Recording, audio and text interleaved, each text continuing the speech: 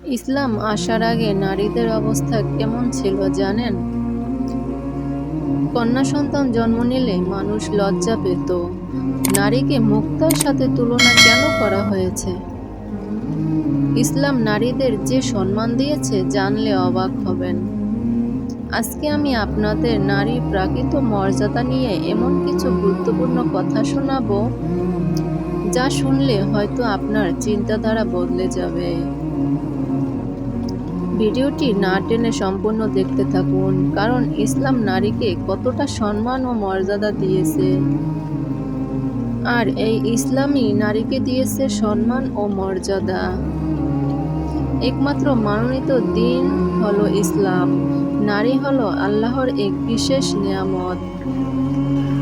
নারী ও পুরুষ মিলেই গড়ে উঠেছে মানব জাতি। আল্লাহ নারীকে পুরুষের জীবনসঙ্গী বানিয়েছেন, পরস্পরের শান্তি, ভালোবাসা ও সহযোগিতার জন্য।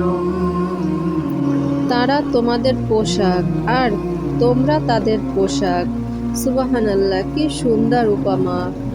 যেমন পোশাক মানুষকে ঢেকে রাখে, সুরক্ষা দেয়, সৌন্দর্য বাড়ায়, ঠিক তেমনি স্বামী স্ত্রী একে অপরের শান্তি। কিন্তু ইসলাম আসার আগে নারীদের অবস্থা কেমন ছিল জানেন?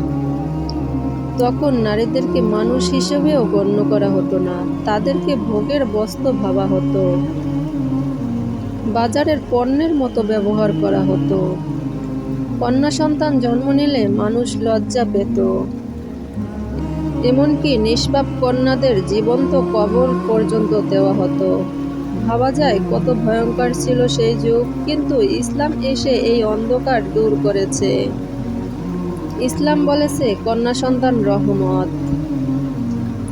রাসূল সাল্লাল্লাহু আলাইহি সাল্লাম বলেছেন, যে ব্যক্তি 3 কন্যাকে লালন পালন করবে, সে কিয়ামতের দিন রাসূল সাল্লাল্লাহু আলাইহি সাল্লাম এর খুব কাছাকাছি থাকবে। দেখুন ইসলাম কন্যা সন্তানকে কত মর্যাদা দিয়েছে।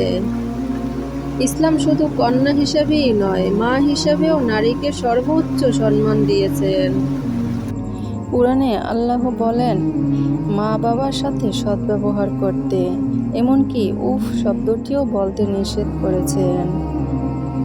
এক ব্যক্তি রাসূল সাল্লাল্লাহু আলাইহি সাল্লামকে জিজ্ঞাসা করলেন, আমার উত্তম ব্যবহারের সবচেয়ে বেশি হকদার কে? রাসূল সাল্লাল্লাহু আলাইহি ওয়াসাল্লাম বললেন, তোমার মা। তিনি আবার জিজ্ঞাসা করলেন, তারপরে কে? আবার বললেন, তোমার মা। 3 বার মায়ের কথা বলার পর চতুর্থবার বললেন, তোমার বাবা। মায়ের মর্যাদা কত মহান! আরেক হাদিসে এসেছে, জান্নাত মায়ের পায়ের নিচে। ইসলাম নারীকে শিক্ষার অধিকারও দিয়েছে। রাসূল সাল্লাল্লাহু আলাইহি সাল্লাম বলেছেন, প্রত্যেক মুসলিমের জন্য জ্ঞান অর্জন ফরজ। এখানে নারী পুরুষ উভয়ই অন্তর্ভুক্ত। ইসলাম নারীকে উত্তরাধিকারের অধিকার দিয়েছে।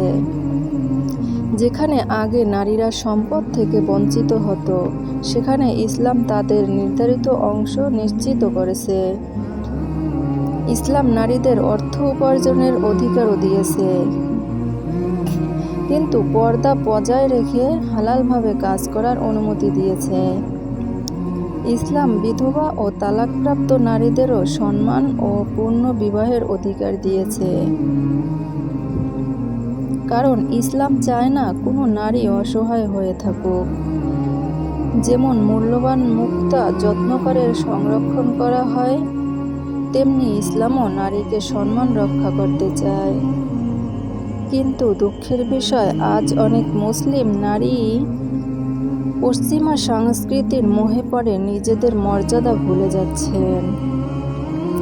পর্দাকে পুরনো মনে করছেন, আধুনিকতার নামে বেহায়াপনা বাড়ছে, ফলে সমাজে বাড়ছে অশান্তি ও নির্যাতন।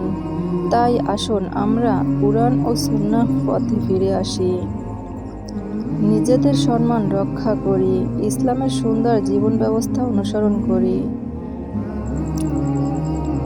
আল্লাহ তাআলা আমাদের সবাইকে সঠিক বুঝ ও আমলের তৌফিক দান করুন এবং আমাদের মরিয়ম, খাদিজা, আয়েশা ও ফাতিমা রাদিয়াল্লাহু আনহুর মতো